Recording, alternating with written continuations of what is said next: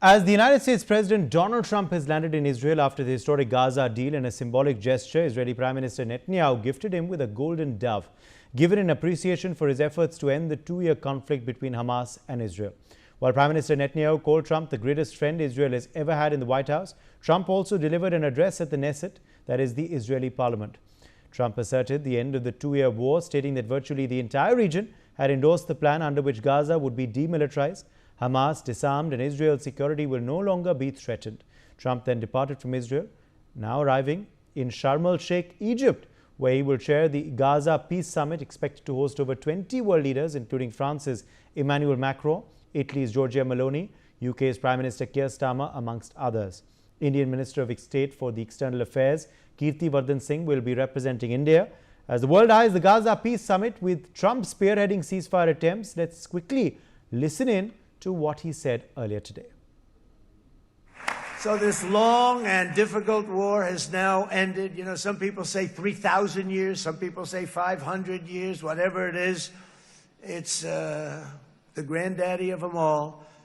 And in an unprecedented achievement, virtually the entire region has endorsed the plan that Gaza will be immediately demilitarized, that Hamas will be disarmed, and Israel's security will no longer be threatened in any way, shape, or form.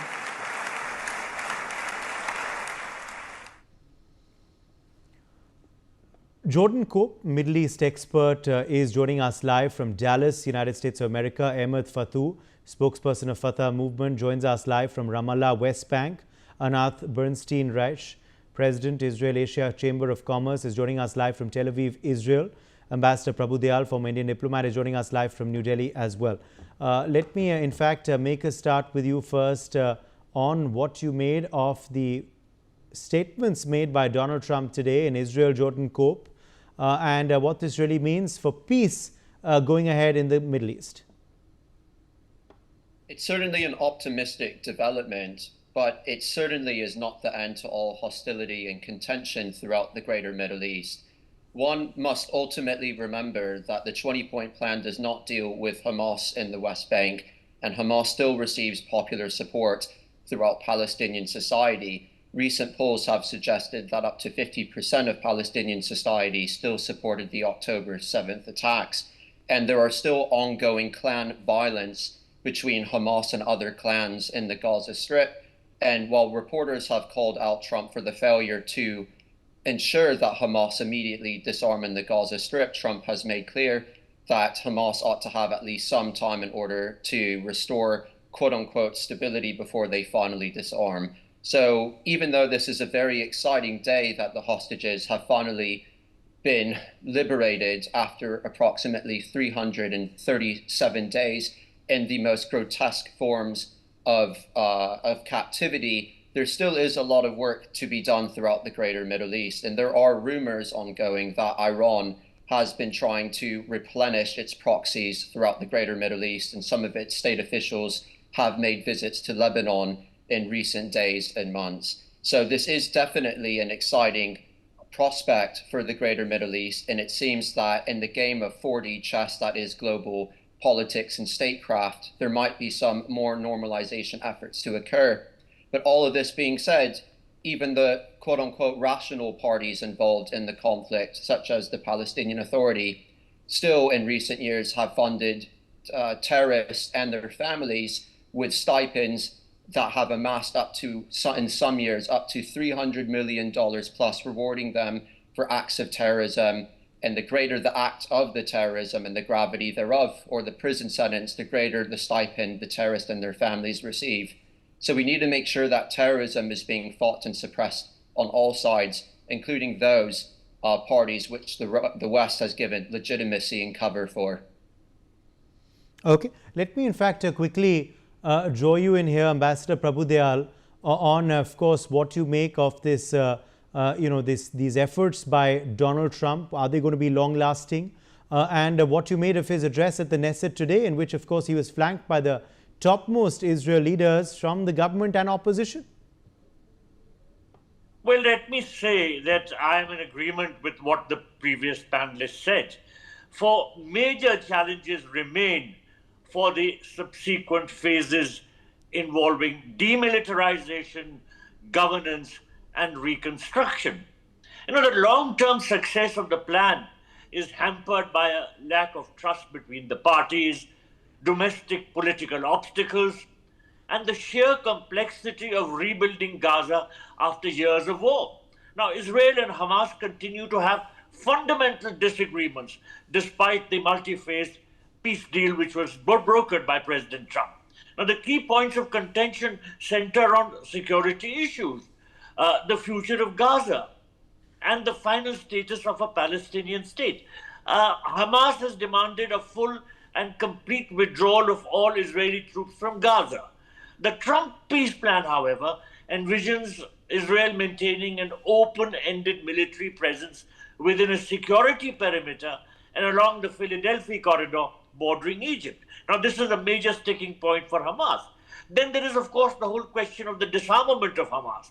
While the peace plan requires Hamas to decommission its weapons, the group has resisted this key condition and has also initially rejected the demilitarization terms, which are part of the peace deal.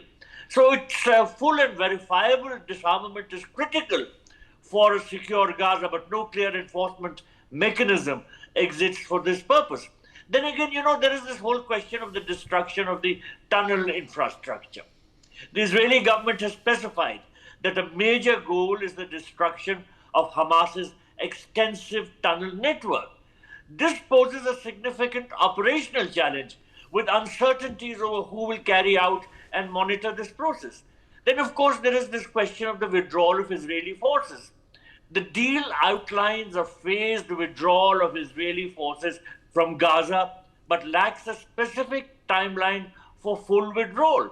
This ambiguity leads to friction as Palestinians and regional partners push for a complete and timely exit.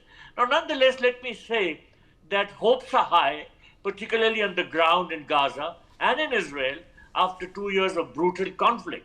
And some argue that the parties are now closer than ever to the end of hostilities, and US President Donald Trump's 20-point peace plan may be an effective roadmap. Nonetheless, the truth is that many challenges stand in the way, including Israeli settlements and annexation, the status of Jerusalem, and the question of demilitarization. Despite all these concerns, any pause in the hostilities is undeniably a good thing. Okay, let me in fact get in Ahmed Fatou now as well for his perspective. Ahmed, what do you make of this, these plans now for the peace summit in Egypt? What do you believe are going to be the main takeaways of what is discussed there? And also the kind of reception Donald Trump got on his arrival into Israel?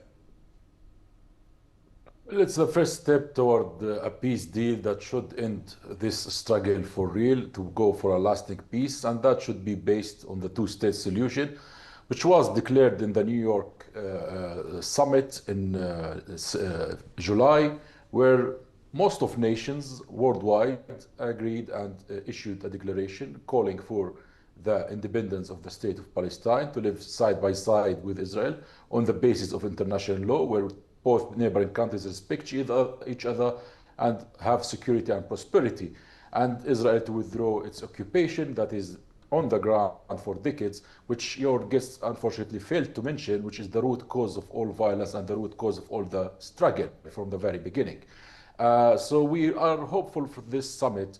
Now we have this recognition to the state of Palestine from major Western powers and major Western allies to United States, saying to the world that enough is enough and this is the time to end this struggle and to recognize the Palestinian sufferings for the past 77 years, especially when the United Kingdom recognized the state of Palestine, the very country that issued the Balfour Declaration, which created the Israeli occupation of Palestinian lands when 70% of Palestinians were ethnically cleansed from their lands in 1948 to build the state of Israel. Now the world is recognizing this historical wrong and is correcting it.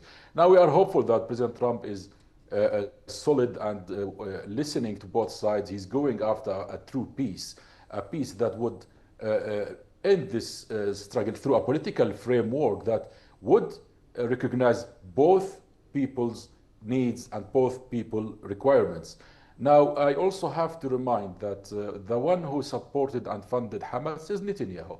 So those who are in power in Gaza are there in power because of his support.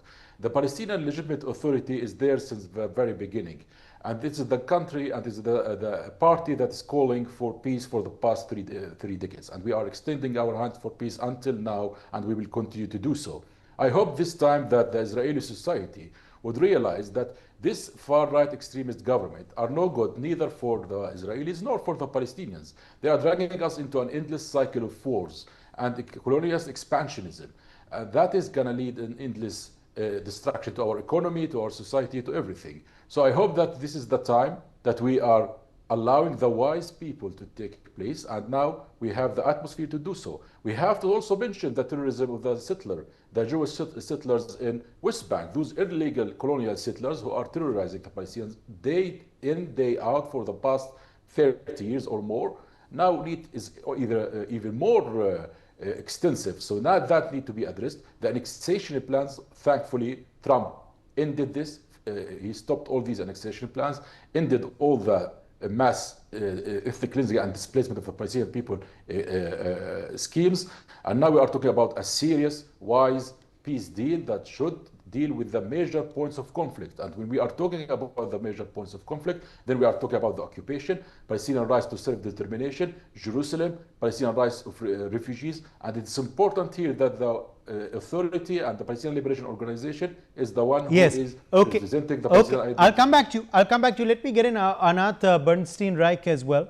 Anath, euphoric reception, of course, for Donald Trump. He's been called the greatest friend Israel has ever had in the White House by your Prime Minister. Do you agree with that assertion? And are you hopeful now for this peace to last as the next phases of the peace plan kick in? To the second part of your question, of course we are wishing for peace. I mean, I think all the panelists here would like peace. I mean, that's not the issue. The issue is how we get to this peace. When we are talking about Donald Trump, definitely he did something remarkable in this pact. I was a bit skeptical when he spoke about this entire 20 points pact, including the hostage release. But you see, first phase is done, and 20 hostages were released this morning. Another 4 bodies are released as we speak, and I hope that tomorrow the balance dead bodies will be returned to Israel. But definitely we had presidents in the US when it was Biden that post October 7 came to Israel and gave us the reassurance that Israel is not alone. And it was really appreciated at that time in Israel because we were in a shaken situation.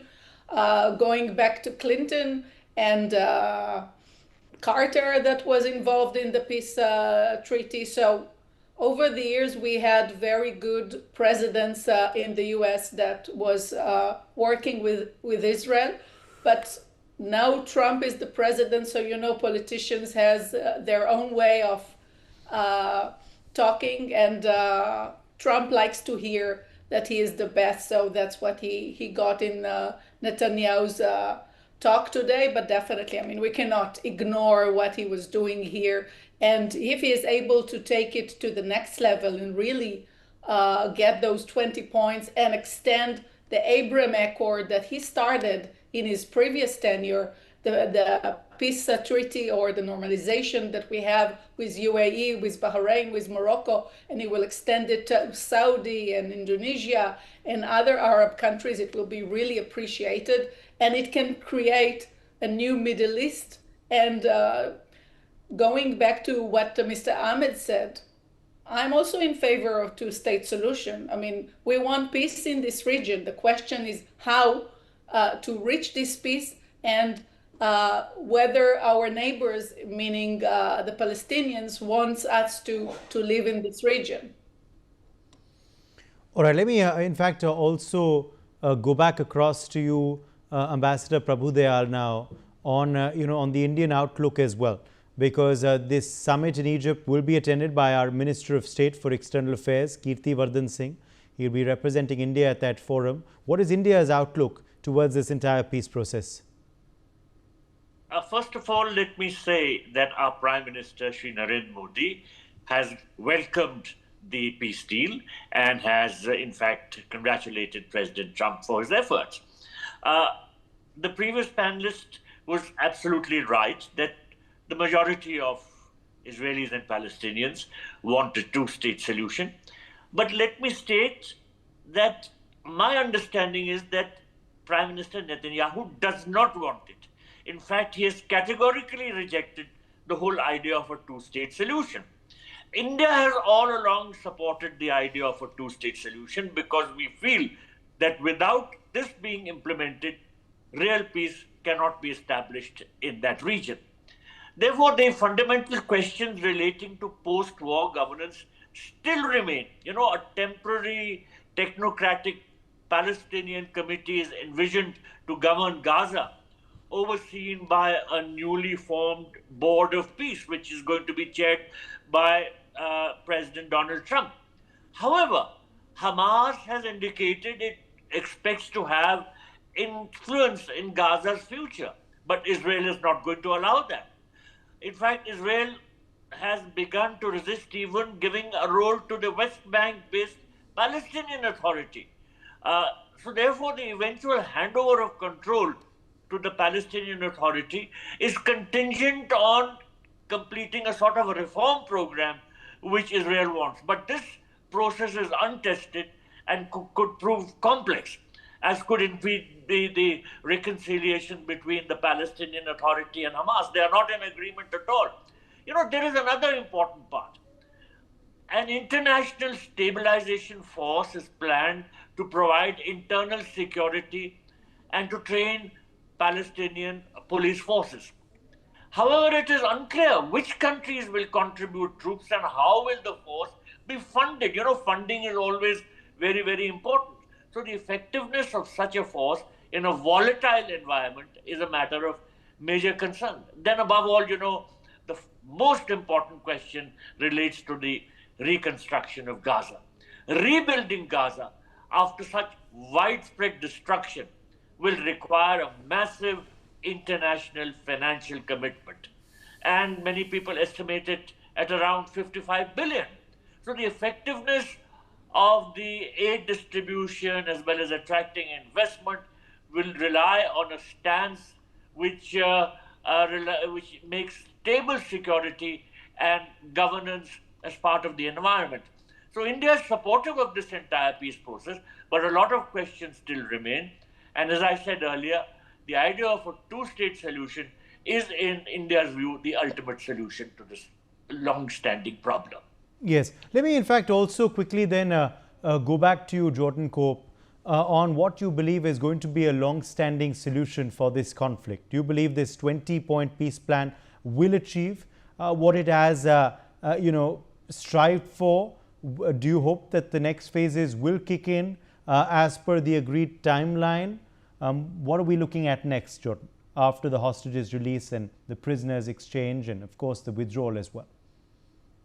I think it's certainly a good start, but what I think needs to follow up are de-radicalization efforts to de-radicalize Palestinian society. We've heard some points being made that attempt to squarely blame Israel for the entirety of the conflict since time immemorial, but we're not being honest about the actors who are in play.